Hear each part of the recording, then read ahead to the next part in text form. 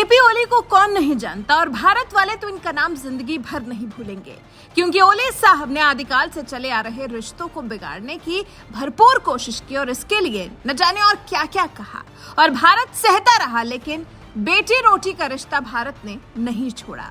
लेकिन कुर्सी के लालच और चीन के इशारे पर केपी ओली ने वो सब किया जो नहीं करना चाहिए।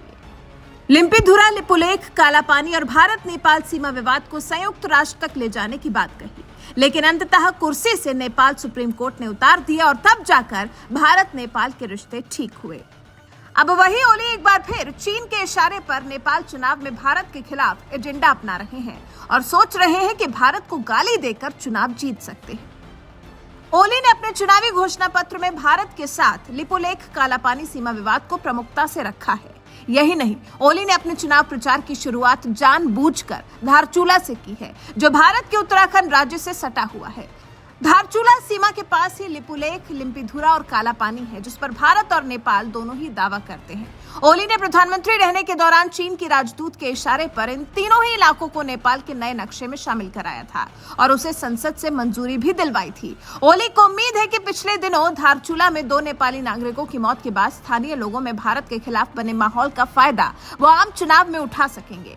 आरोप है कि भारतीय कंपनियों की वजह से नेपाली लोगों की जान गई है। इससे पहले साल 2017 के चुनाव में भी ओली ने भारत के खिलाफ जमकर जहर उगला था और माओवादी पार्टियों के गठबंधन को भारी जीत मिली थी। ओली ने धारचूला में अपनी पार्टी के घोषणा पत्र को जारी करते समय कहा, विवादित क्षेत्र पर पहले ही बातचीत शुरू हो चुकी है, लेकिन मेरे प्रधानमंत्री पद से हटने के बाद आई सरकार ने इसे रोक दिया है। ओली ने कहा कि अगर वो सत्ता में आते हैं तो वो भारत के साथ इस मुद्दे को फिर से आगे बढ़ाएंगे। उन्होंने आरोप लगाया कि सत्तारूढ़ नेपाली कांग्रेस और उनका गठबंधन बाहरी ताकतों के आगे राष्ट्रीय हितों का समर्पण कर रहा है। वहीं ओली के विदेशी मामलों के प्रमुख सलाहकार राजन भट्टाराई ने भी आरोप लगाया है और कहा है कि भारतीय प्रधानमंत्री नरेंद्र मोदी एक नियुक्ति को रोककर द्विपक्षीय रिश्तों को अपग्रेड नहीं होने दे रहे हैं। ओली की पार्टी ने संविधान में आमूलचूल बदलाव का वादा किया है। वहीं नेपाल की एक अन्य पार्टी आरपीपी ने कहा है कि हम फिर से राजतंत्र को लाना चाहते हैं और नेपाल को हिंदू राज्य बनाना चाहते हैं, जहां प्रधानमंत्री का सीधे चुनाव हो। वहीं बीजेपी के प्रति नरम रवैया रखने की आरोपी सत्तारूढ़ नेपाली कांग्रेस ने कहा है कि वो गुट निरपेक्षता की नीति को आगे भी मानती रहेगी। तो आप समझ गए होंगे कि नेपाल चुनाव में क्या हो रहा है और क्यों हो रहा है। आप इसको अपने यहाँ होने वाले चुनाव से जोड़कर देख सकते हैं, जब पार्टियां वोट के चक्कर में किस हद तक बाहर जाती हैं।